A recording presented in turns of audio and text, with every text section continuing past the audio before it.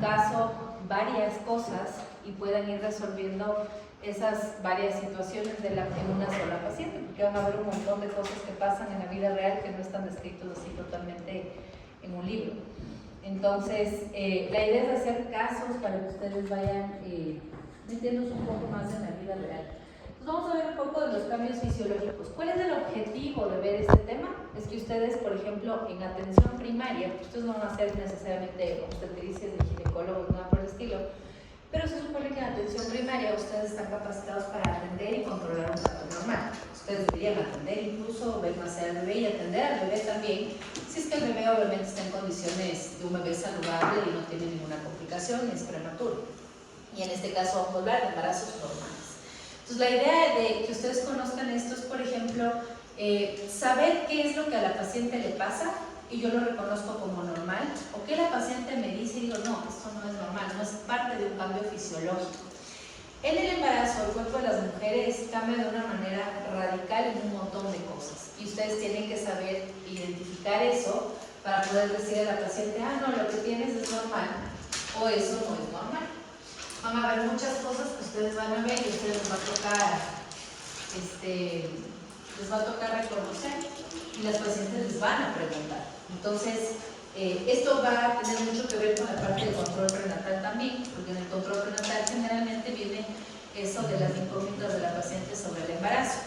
Entonces, vamos a suponer que esta es una paciente que viene donde ustedes y se entera pues que está embarazada, aparentemente de 5 semanas, está súper feliz, pero tiene un montón de preguntas para ustedes, incluso preguntas a futuro, que aún obviamente tiene 5 semanas, pero ha leído un montón y ahora con esto de la inteligencia artificial, le preguntó a ChatGPT un montón de cosas y le salieron pues hasta lo que le va a pasar en el parto. Entonces quiere saber qué tan cierto es eso y qué tantas cosas son como demasiado exageradas. Esto es importantísimo ahora y ustedes están en una época, ustedes y bueno, yo estaba en una época en la que nos toca leer full porque la inteligencia artificial es una herramienta bien interesante que ustedes deben saber utilizar obviamente, pero tienen que utilizarla con mucha inteligencia y con mucha precaución también, porque ahora que usamos eso nos podemos dar cuenta que no es del 100% confiable. La inteligencia artificial es como que absorbe todos los datos que están en el internet, que uno mismo proporciona probablemente, de un tema y los agarra como ciertos, no siempre verifica si son o no son, entonces hay que tener cuidado, ¿ya? Ha pasado que se inventan bibliografías, que a veces te dice cosas que no son ciertas. Una paciente justo hoy me pareció gracioso porque me hizo la consulta sobre, ella tuvo un aborto hace unos 2-3 meses y está buscando otra vez embarazo. Y me mandó un texto así súper gracioso donde decía, necesito ver mi pico en el día 14, que me midan al día 7 la TSH con los picos de progesterona medios exactamente 48 horas después de... Era un texto copiado de ChatGPT, o sea, no podía haber, no es médico, para nada. Entonces, claro, hay un montón de cosas que me pedía y no tenían sentido para lo que ella quiere buscar. Entonces, claro, en el internet hay mucha información, hay que tener cuidado porque no toda es cierta. Entonces, vamos a ver. Vamos a hablar un poco de la parte del útero y un poco de los síntomas que ella va a tener. Entonces, yo les voy a contar un poco qué es lo que pasa, vamos a empezar por aquí. ¿Qué es lo que pasa con el útero de manera inicial? Cuando una paciente no está embarazada, más o menos ustedes van a calcular el ojo ahora porque no han leído. ¿Cuánto creen que pesa un útero de una mujer no embarazada? 300 gramos. Menos. 100 gramos. Un poquito menos. Más o menos 80 gramos, que es lo que más o menos pesa un útero de 80, digamos, hasta 100 una mujer que es multipar, que ya ha tenido hijos antes, ¿ya? En una mujer que nunca ha estado embarazada y que al momento no está embarazada, un útero más o menos pesa 80 gramos, ¿okay? En el embarazo, el útero puede llegar a pesar 1000, puede llegar a pesar 1 kilo. Solo la estructura, solamente lo que es musculatura del útero. Entonces, claro, crece un montón hasta el final del embarazo y ese es un crecimiento progresivo. El útero, en las paredes, obviamente son básicamente un músculo de donde está el miometrio. Las células miometriales sufren 2 cambios, que es hipertrofia e hiperplasia. ¿Quién se acuerda que es hipertrofia? La pérdida de masa muscular. ¿Qué es hipertrofia de las células? el aumento del número de células. Aumenta Los su tamaños. Hipertrofia es el tamaño y la hiperplasia es el número de células. Entonces, las células del músculo uterino no solamente es hipertrofia, sino también hacen hiperplasia. O aumentan el número y a la vez también aumentan el tamaño. Por eso el útero llega a crecer tanto y puede albergar al bebé cuando ya está de 40 a 41 semanas. Entonces crece un montón sin romperse y generando pues un sostén adecuado. Esa hiperplasia y esa hipertrofia de las células miometriales son gracias al estrógeno y a la progesterona. Casi todos los cambios que vamos a ver aquí son a causa del estrógeno y la progesterona. ¿Ya? Todo, básicamente.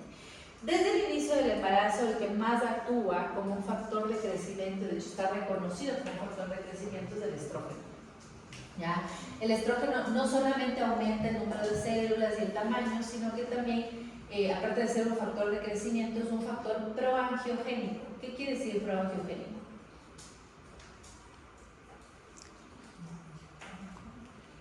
Es que se supone que no es que puede causar placas de ateroma. No, angiogénesis. ¿Qué es la angiogénesis? De vasos, la generación o creación de vasos nuevos, de más circulación. El estrógeno es proangiogénico, o sea, el estrógeno hace que haya más vascularización. Parte de su función, de hecho, es que el útero se llene de vasos y tenga más vascularización porque vamos a necesitar nutrir a un bebé. Entonces, el estrógeno se encarga de todo eso desde el primer día de la gestación. Entonces, gracias a que aumenta el flujo, va a crecer, va a aumentar las células, va a aumentar el tamaño y en cantidad. Cuando el útero va creciendo, el útero normalmente está así en una parte central y anteversoflexión, que es la mayoría de las mujeres. Anteversoflexión quiere decir que la parte del fondo del útero está sobre el cuerpo. Por eso se llama anteversoflexión, está flexionado hacia adelante. Esa es como la posición más habitual de los úteros. Ahora hay úteros que son rectos y hay úteros que son retroversos, donde la parte del fondo está hacia atrás. Son solo variantes anatómicas, ninguna dificulta la concepción, ni nada por el estilo, que antes había muchas teorías al respecto. Normalmente, digamos que el gran porcentaje tienen anteversoflexión. A medida que el útero va creciendo, generalmente se corrige la posición y se quedan rectos todos los úteros, sean retro o anteversos. Aparte de esto, el útero hace una cosa que se llama una dextrorotación. El útero hace esto. Se rota un poco. ¿Por qué aparentemente se rota el útero? Por el crecimiento y porque a este lado tenemos el polo. Y es como que esta parte está tan ocupada que el útero se va hacia el otro lado, tienes más espacio. ¿Ya? Hay una dextrorotación. En la dextrorotación van a haber algunos síntomas que pueden ser normales. Y a pesar de que sean embarazos muy pequeñitos, puede pasar. Esta paciente Andrea dice ya que tiene un dolor del lado izquierdo, en la fosa ilíaca izquierda, que es un dolor bastante leve, pero que está ahí como que no se va nunca. Cuando hay dolores que son como permanentes, no son tipo cólicos, sino un dolor constante y es un dolor en la fosa ilíaca izquierda, estando embarazada, podríamos decir que es normal, por esta dextrorotación. El útero se va hacia la derecha y el útero siempre tiene ligamentos que le sujetan de este lado y de este lado. Si se va para acá, jala los ligamentos del lado contralateral y genera dolor. Eso puede dar dolor en las fosas ilíacas. ¿Qué otro dolor podría tener esta paciente? ¿Qué podría decir Andrea? Que tiene un dolor tipo cólico menstrual. ¿Por qué creen que podría haber un dolor tipo cólico menstrual? Cuando estás embarazada las primeras semanas. Y les pregunta si es normal, ¿no? Porque dicen, tengo como que voy a menstruar, ya me vi, mi prueba de embarazo está positiva, pero tengo cólico, como que ya me va a bajar la regla y no me baja. Por la proangiogénesis. Una puede ser por eso. ¿Por qué más? Esta cavidad que ustedes ven aquí en los dibujos, esa cavidad es una cavidad que está todo el tiempo abierta o normalmente está así. Normalmente está cerrada. Nosotros decimos que la cavidad uterina es una cavidad virtual, porque realmente siempre está así. No es como en las maquetas que el endometrio o la cavidad uterina es un triángulo y está abierta, nada que ver. Las paredes endometriales están pegadas entre sí. Entonces, ¿qué pasa cuando empieza a crecer algo aquí adentro? El útero se empieza a estirar, empieza a tener, ya esa cavidad virtual deja de ser virtual para ser una cavidad real que se llena de líquido. Eso genera dolor porque estira las células miometriales. Ese dolor es el mismo que sienten cuando van a tener la regla, porque cuando el endometrio se descama genera la misma como inflamación adentro y se llena de sangre, que en el caso de la menstruación. En el caso del embarazo, obviamente es algo que va creciendo paulatinamente y genera dolor. Entonces el cólico, que te digan, tengo un cóliquito, como que va a bajar la regla en las primeras semanas, hasta incluso a las 10 semanas, puede ser normal. Mientras el cólico no genere sangrados importantes, no te doy paz.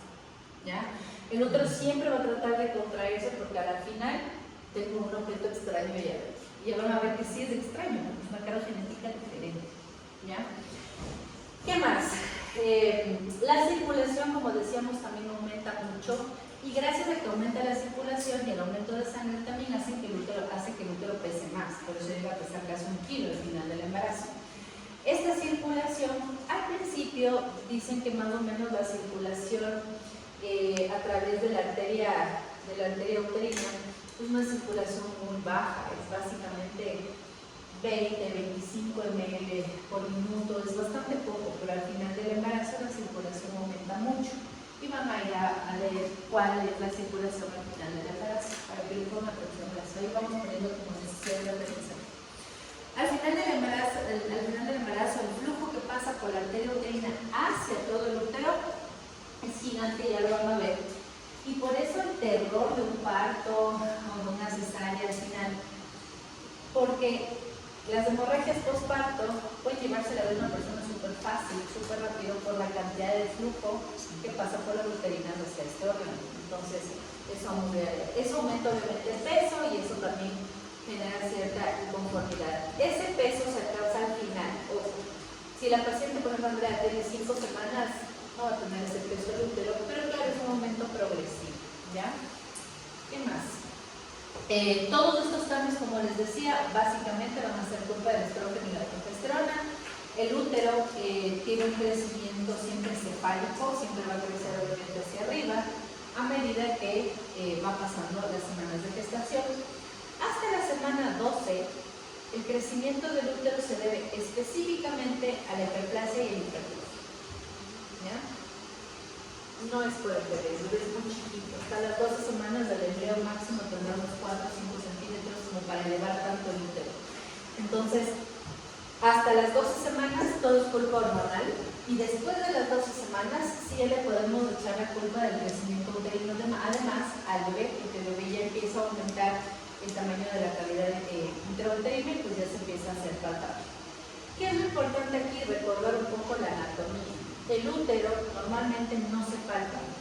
Ninguna mujer se puede palpar el útero si no está embarazada. ¿Cómo palpan el útero una mujer que no está embarazada? Solo se puede observar citología. Contacto bimanual. Es la única manera. En un examen ginecológico, si alguien quiere topar el útero, tiene que meter la mano y hacer un tacto y por arriba tratar de atrapar el útero entre las dos manos. Se llama tacto bimanual. Es la única manera de palpar el útero y a veces los ovarios. Digo a veces porque los ovarios son chiquitos, miden 2 centímetros y no es tan fácil de palparlos, pero es la única manera. ¿Ya? Cuando la altura del fondo uterino es palpable en una mujer embarazada, recién después de las 12 semanas.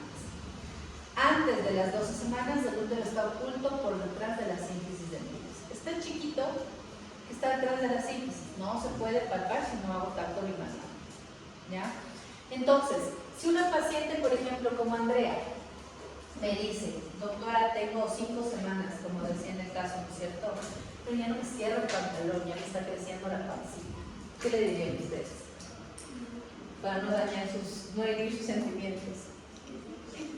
Que sí, no es el bebé, pero ya vamos a ver que hay otros efectos, por ejemplo, de la progesterona. Hincha la panza, la progesterona le hincha un montón la pancita, les llena de gases. Y pasa full que las pacientes llegan a las 8 semanas y dicen, no, ya me cierra el pantalón, mi pancita. No es la pancita, porque el útero ni siquiera se palpa a las 8 semanas. El útero recién se palpa a partir de las 12 semanas de gestación. Eso, dato importante para el examen físico. Cuando ustedes van a hacer el examen físico de una mujer de 8 o 5 semanas, no van a palpar la altura del fondo del útero, o al menos no esperan palparla, porque si la palpan dicen que la señora está equivocada y tiene más semanas de gestación o tiene algún mioma, algún tumor, alguna cosa, porque no es normal. Ya ven para qué sirve la fisiología. Si ustedes hacen el examen físico, palpan la altura del fondo de alguien de 5 semanas, pues no tiene 5 semanas. La señora está completamente equivocada o tiene algo más. Dentro de la parte del útero también hay otros cambios que se van a dar que son importantes. Y es que hay una remodelación muy interesante en la parte del cervix.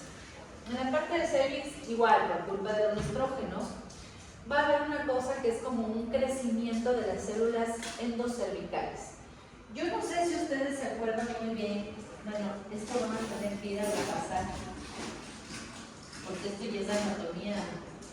¿Cuándo vieron anatomía del aparato genital femenino? Le van a tener que ir a pasar una lengüita a la profesora. Nosotros tenemos aquí el cervix, ¿ya? La parte externa la conocimos como exocervix y acá adentro es el exocervix. Aquí hay una cosa que se llama zona de transformación y es una parte casi única en el cuerpo en donde tú puedes tener células metaplásicas y es algo normal. Cuando nosotros tenemos metaplasia, ¿qué quiere decir? ¿Qué significa el término metaplasia? Voy a tener que ir a leer un montón de señores. ¿Qué es metaplasia?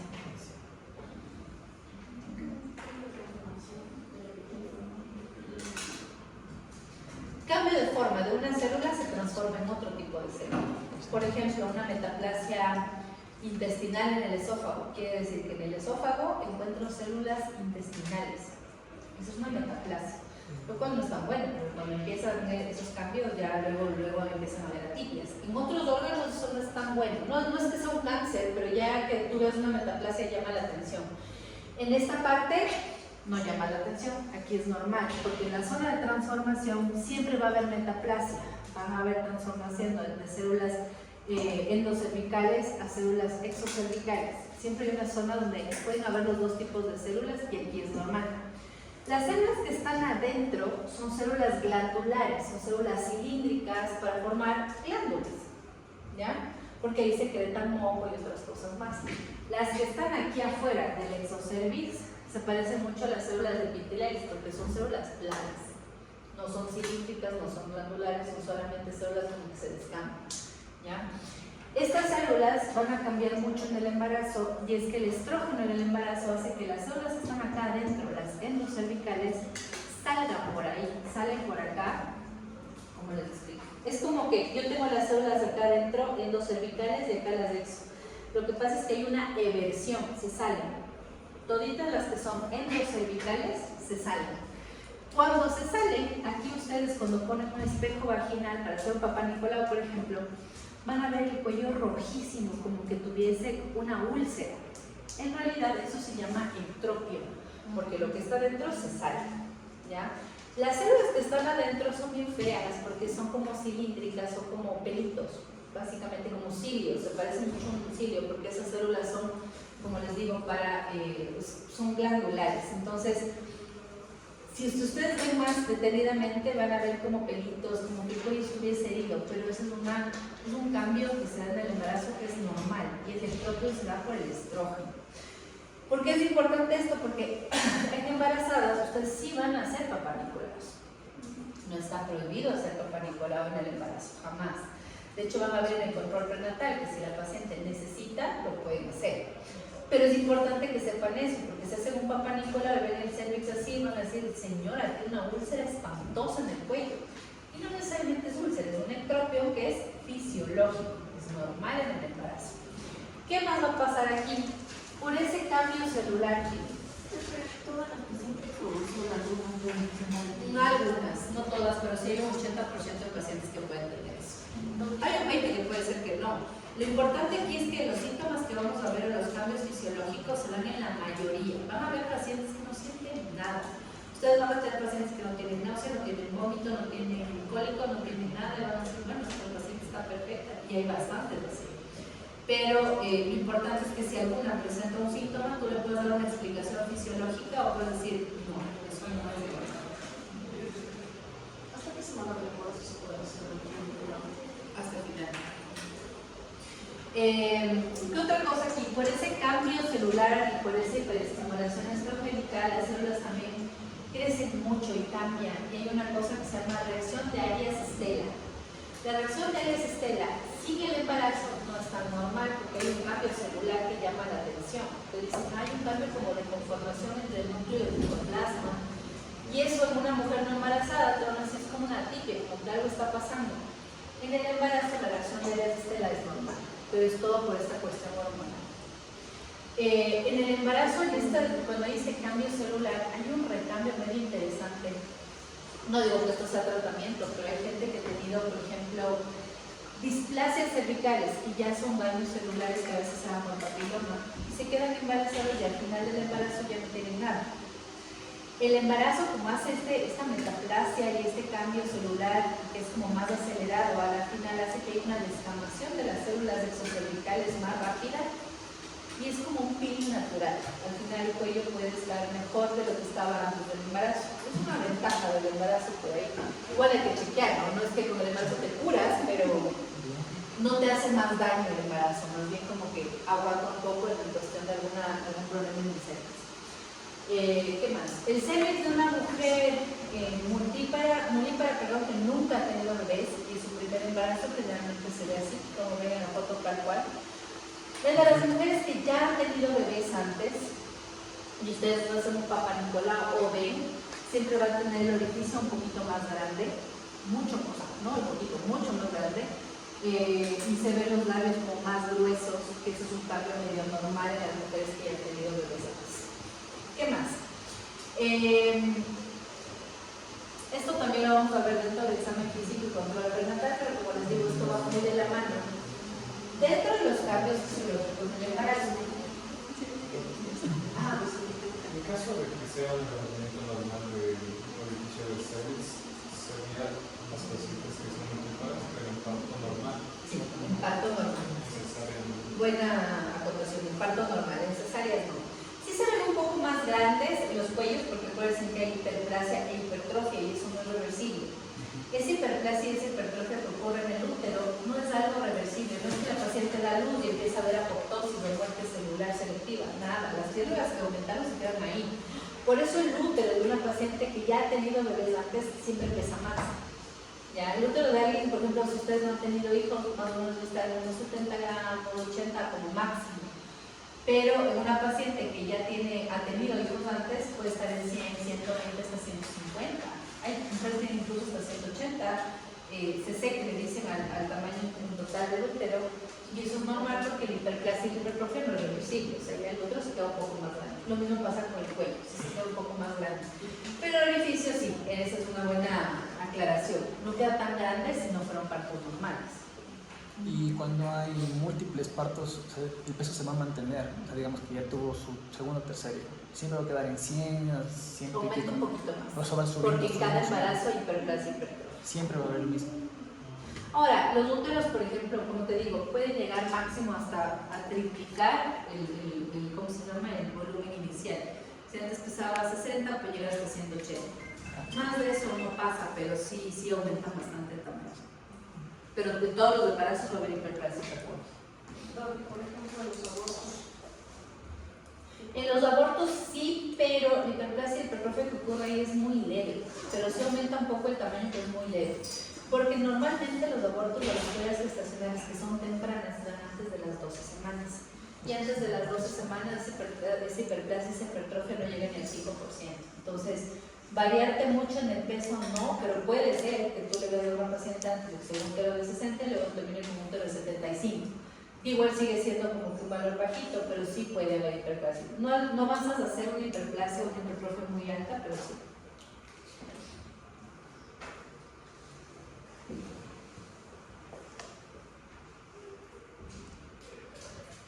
Aquí me iba otra cosa. Ok, dentro de lo que son los cambios fisiológicos también existe algo importante.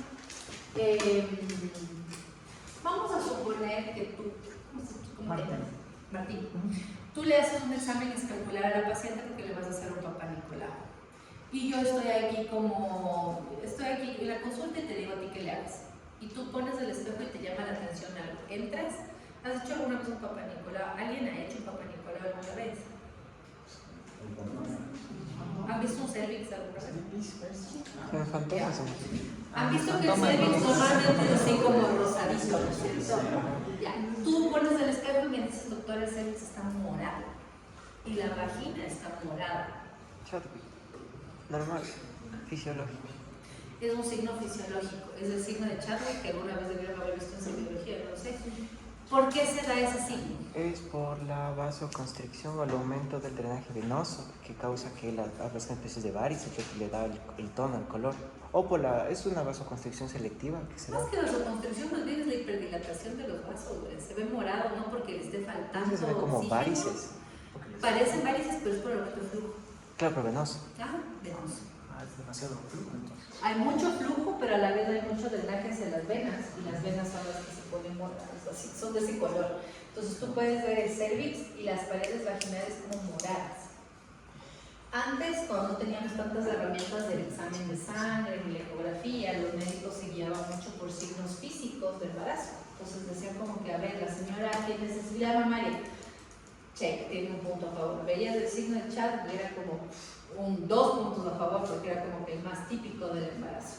Y hay otros signos de físicos que se pueden hacer para saber si una paciente, o sospechamos bien que una paciente está embarazada, pero ya no hacemos mucho porque tienes la facilidad de hacer una beta en sangre o el examen de orina, ¿no? Pero sí se usaba mucho esto. Pero la parte de esto es importante porque hay mujeres en las que es más evidente que en otras. Hay mujeres en las que tú ves y dices, wow, ¿qué pasó? O sea, realmente acá aparece azul, o sea, está morado completamente. Cuando eso pasa, ya sabes que es parte de la gestación, porque probablemente la paciente está embarazada. ¿Ya? ¿Qué más? Eso básicamente en la parte del cervix, del útero. ¿Qué más pasa en esta parte, en la parte del aparato reproductor femenino? Vamos a tener también que los ovarios, pues los ovarios no van a crecer en tamaño, pero los ovarios van a tener algunos cambios, sobre todo del ovario en donde ocurrió la ovulación, es el que más cambios va a tener. ¿Alguien tiene un marcador tal vez para pasar?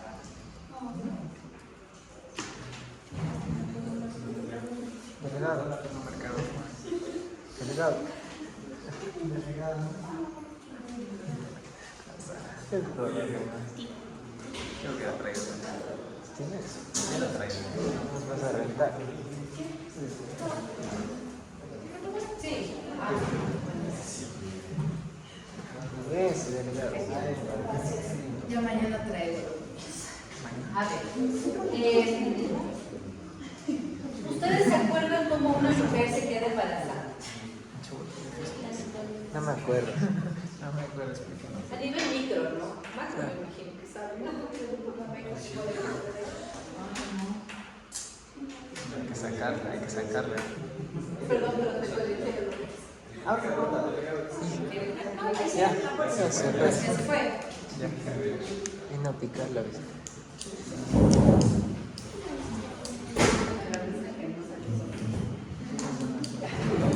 A ver, vamos a acordarnos un poco de cómo se genera el embarazo, obviamente en la parte micro, ¿ya? Nosotros normalmente, las mujeres normalmente tienen una cosa que se llama, aparte de la selección folicular. ¿Cuándo empieza la selección folicular? Empieza el primer día de la regla, el primer día que ustedes empiezan a menstruar, las mujeres, ¿no? Entonces, nosotros tenemos aquí selección folicular, en donde tenemos, por ejemplo, un ovario que selecciona varios folículos que aparentemente le parecen buenos para el crecimiento este mes. Esto empieza como una cosa que se llama la FSH. La FSH es una cosa que se llama folículo estimulante o hormona folículo estimulante, que dice, estos son los que me parecen simpáticos y le empiezo a estimular. De estos, vamos a llegar al día más o menos 8 o 9, y va a decir, de estos voy a escoger a uno, que es el que me parece como que el más apto y el que me va a dar una buena calidad de un óvulo. Entonces la FSH, digamos que escoge a este, y a este le empieza a dar todo. A los otros, como que les deja de alimentar, y a este le empieza a hacer crecer hasta que se hace un folículo de grasa, ¿ya? Y a ese pues le pone toda la paciencia del mundo y le da todo lo que necesita, nutrientes y demás, el folículo estimulante para que ese crezca y al final se rompa y y una persona ovula, una mujer ovula. Va a haber después, al día 12-13, va a haber un pico de esta que se llama LH, que es la hormona luteinizante. Esta hormona es la que va a generar la ruptura del folículo, ¿sí? La del folículo aquí. De hecho, genera una cantidad importante de enzimas que hacen que esto se rompa. Entonces se rompe y nosotros vamos a tener aquí una cicatriz. Y el óvulo que ya salió por aquí, se va a dirigir al ámpula y aquí probablemente se encontrará con el espermatozoide y habrá un embarazo. Hasta ahí, nosotros tenemos la parte de la FSH y la LH. Doc, le paso una pregunta. Eso yo no entendí. ¿El pico del H se da por retroalimentación del estradiol y la progesterona? ¿O el pico del H es o es por la ruptura? ¿Cómo? O sea, es como que el pico del H hace que se rompa y se libere el Sí. folículo. ¿Quién estimula la LH? Es el estrógeno. Ah, ya, pero el estrógeno nunca varía en sus cantidades El de estrógeno sube un poquito antes de la ovulación, pero no en pico. Sube un poco y esa pequeña estimulación de 60 picogramos hace que la LH suba más y ahí se rompe. Ah, ya. Ajá. Nosotros tenemos que el estrógeno es como una hormona, y eso lo vamos a ver en ciclo ovulatorio con ustedes, pero ustedes, por ejemplo, tienen el estrógeno y la progesterona. La progesterona casi en todo el ciclo está así, y cuando ovulas, se va para arriba y se queda así. Básicamente no hace nada la progesterona. El estrógeno tiene sus variaciones, sobre todo previo a la elevación del LH, o sea, como te digo, en el día 12-11, el estrógeno sube un poco, con la idea de estimular el LH y decirle, a ver, ya, rompe el folículo. Entonces el LH sube y ahí se rompe el folículo para ovular. Cuando nosotros ya ovulamos, ¿qué pasa con esto que está aquí? ¿Eso cómo se llama? ¿Es el endometrio o el miometrio? ¿No? Este de aquí es el folículo que se rompió. Ya salió el óvulo, pero aquí queda una cicatriz. ¿Cómo se llama esto? Esa cicatriz ovárica.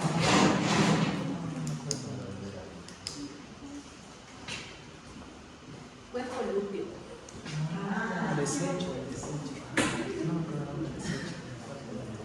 Ok, esta cosita que está aquí se llama cuerpo lúteo. El cuerpo lúteo genera estrógenos y progesterona, pero ¿qué es lo que más genera el cuerpo lúteo? Progesterona. Entonces, desde que una persona ovula, la progesterona empieza a subir de manera exponencial y se queda alta, porque el cuerpo se queda 14 días literalmente esperando que una mujer se quede embarazada. ¿Ya? Nosotros tenemos aquí entonces que el cuerpo lúteo empieza a generar altos niveles de progesterona, también genera estrógeno, pero en menor cantidad. Lo que más genera es progesterona. ¿Qué hace la progesterona? La progesterona hace que este endometrio que tenemos aquí Vasculariza y se engrasa. esté súper gordito, vascularizado, perfecto para que se implante un bebé. ¿Ya? La progesterona entonces cuando uno ovula empieza a subir y se queda así 14 días esperando que algún bebé se pegue por ahí en el endometrio. Y se llama estabilizador endometrial, le conocemos nosotros la progesterona, porque como genera un buen flujo, estabiliza el endometrio y hace que no se descame ni se caiga. ¿Quién hace que crezca el endometrio? De hecho, hasta la fase ovulatoria también es el estrógeno, pero el estrógeno, por ejemplo, necesita alguien que le controle. El estrógeno a veces se emociona y empieza a hiperestimular el crecimiento, por lo que es un factor de crecimiento. Siempre necesita alguien que le controle. En el caso del ciclo menstrual, quien le controla es la progesterona. El estrógeno, antes de que yo ovule, el estrógeno está del crecimiento endometrial y dice, sí, ya, que crezca. Llega la progesterona y dice, ok, hagamos que crezca un poco más, mejor la vascularización. Y al mejorar la vascularización, evito que este tejido se descame y se muera. Entonces, estabiliza el endometrio. Entonces, ahí hacen como que trabajan en equipo para mantener ese endometrio. Muy bien. Supongamos que ese endometrio nunca recibió un bebé, no se embarazó la persona acreedora a ese óvulo, nunca se embarazó. Entonces, ¿qué pasa después de 14 días? O sea, al día 28.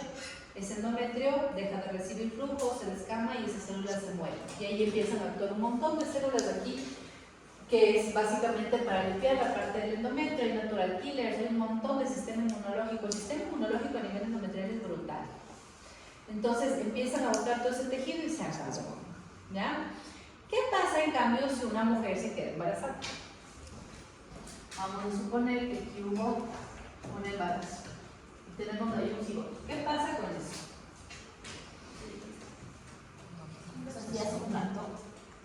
Ya se implantó. Ya. ¿Qué genera eso? Esto que está aquí. ¿Qué hormona genera? Aquí tenemos una cosa que se llama citotrofoblasto y sincitotrofoblasto. ¿Qué genera esto? El estradiol, ¿no? O sea, ¿quién lo genera? ¿Qué lo causa? No, ¿eso qué genera? ¿Qué hormona genera y con la cual Beta HCG. Entonces aquí tenemos el citotrofoblasto y sobre todo el sincitotrofoblasto que genera la beta HCG. Y por ahí yo sé que estoy embarazada. Si nunca se pega, nunca van a saber si estoy embarazada o no. ¿Ya? Beta HCG. La beta HCG hace una cosa medio interesante. La beta HCG le da flujo al cuerpo lúteo. Y el cuerpo lúteo sigue produciendo progesterona. Y la progesterona mantiene el endometrio donde está el embarazo y el embarazo mantiene la beta HCG y la beta HCG el cuerpo lúteo. Y eso es como un círculo en donde yo te ayudo, pero tú me ayudas. Yo ayudo a que el cuerpo lúteo no desaparezca y el cuerpo lúteo en agradecimiento me da la progesterona. Entonces la progesterona hace que yo tenga un endometrio bueno, adecuado y con buen flujo. La progesterona es súper importante para que haya una buena cantidad de sangre hacia el bebé. ¿Ya? Si yo no tengo buen cuerpo lúteo, puedo tener una insuficiencia de progesterona y puedo tener abortos. Porque el que mantiene el cuerpo lúteo, el que mantiene el endometrio es la progesterona. ¿Ya? Ahí van a leer en algún momento que dice insuficiencia de cuerpo lúteo. No se embarazó por eso o tuvo un aborto por eso. Claro, si el cuerpo lúteo no produce lo que necesita de progesterona, el embarazo probablemente no se va a dar. ¿Ya? Si los niveles de progesterona en la mujer también estarían bajos, también sería difícil conseguir que tenga De alguien no embarazada, no lo puedes saber. Normalmente la progesterona, tú puedes medir el valor cuando estás ovulando. Por ejemplo, medir valores de progesterona es más útil, pero cuando la paciente ya está embarazada. Medir antes es muy fluctuante porque sigue simplemente un patrón menstrual. Lo que tú haces, por ejemplo, es para saber si estoy ovulando, mido progesterona. Si ovulé, tiene que haber un pico de progesterona en el día 14, 16. Si no ovulé, no hay progesterona, porque no hay cuerpo lúteo. Ya, por ejemplo, en el ovario poliquístico no tienes pico de progesterona, tampoco hay los picos de LH. Y la FSH está constantemente en un nivel elevado y eso pasa solamente estimulando los folículos, pero no estimula 5, estimula 10, 12, 15. Por eso los ovarios parecen un servidero de bolitas negras. Entonces hay como mucha LH y la LH no existe en picos, la LH está constantemente alta. Entonces no hay un pico que explote ninguno. Todas las dos están constantemente altas, es un mal funcionamiento ovárico.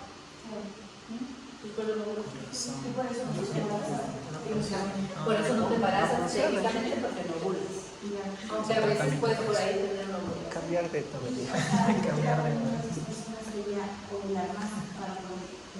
O sea, el tratamiento inicial es, por ejemplo, que todo el mundo les da anticonceptivos para regular el funcionamiento y que el LH y el FSH no estén constantemente como que elevadas, sino bajarlas. Obviamente con los anticonceptivos tampoco ovulas, pero la idea es mantener los niveles más bajos y bajar la producción de testosterona, que es otro problema del ovario poliquístico. Tienes mucha testosterona generada por el ovario.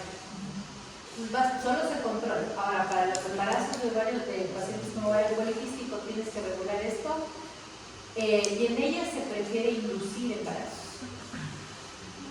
O sea, darles inductores de ovulación para que se embaracen rápido. Si les dejas sin anticonceptivos más de 3 meses, o problemas en ovario poliquístico. Ok, entonces, ahí tienen ustedes la parte de esto como para controlarlos. Este cuerpo lúteo normalmente se ve como un quiste en el ovario, ¿ya?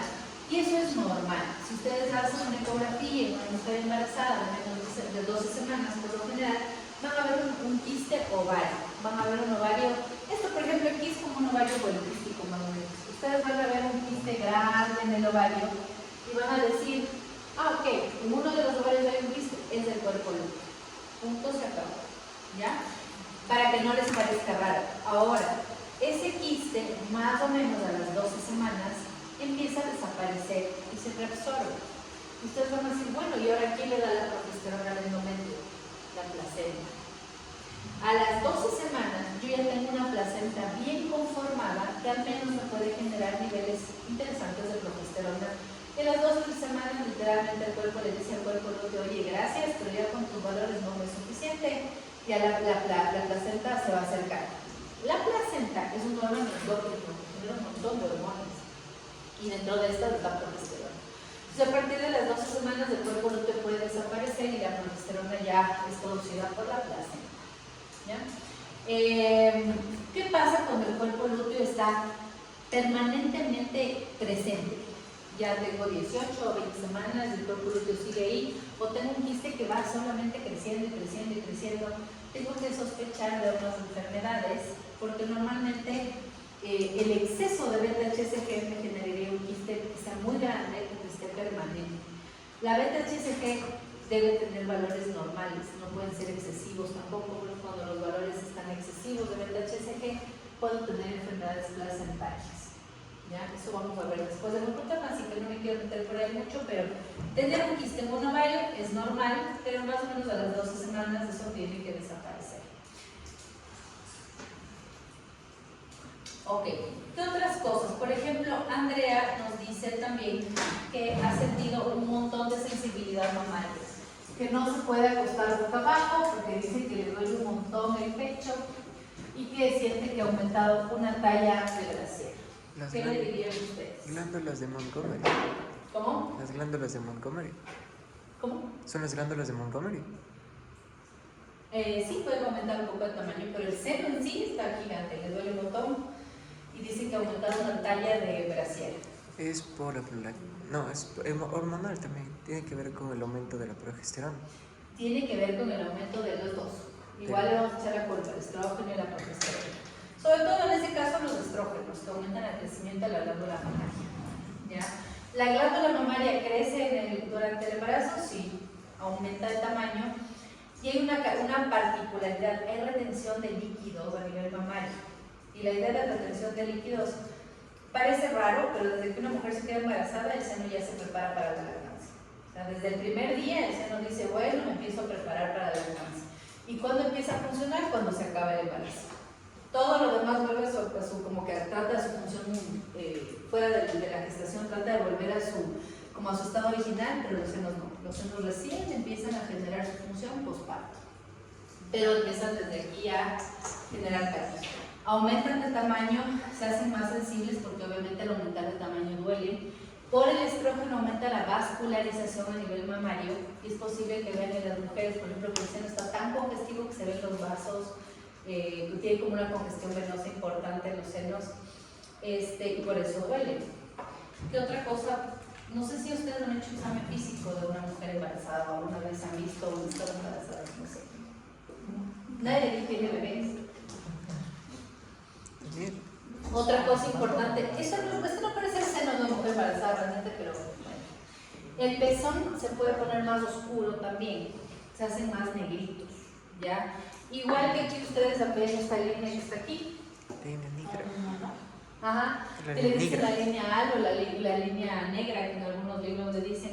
Esa línea, el oscurecimiento de los pezones y el oscurecimiento incluso de las axilas puede ser normal, porque los estrógenos inducen